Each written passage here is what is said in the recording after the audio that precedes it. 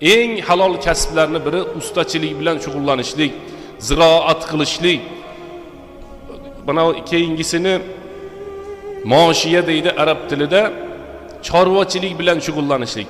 Mana shular kasb hunarlarning eng halollaridan. Farzandiga taom olib kelib berayotgan vaqtda hijolat bo'lmasdan beradigan kasblardan.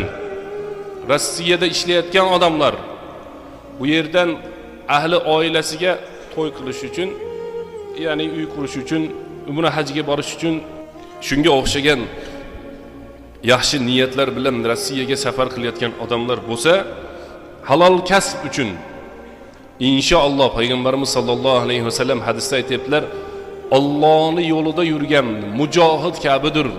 Farzandini, ahli oilasini, o'zini halol kasb bilan boqishlikka niyat qilgan inson Alloh subhanahu va taoloning yo'lida yurgan mujohid, fi sabilillahda yurgan mo'min musulmon bilan bir xildir degan payg'ambarimiz sollallohu alayhi vasallamning hadislari bor.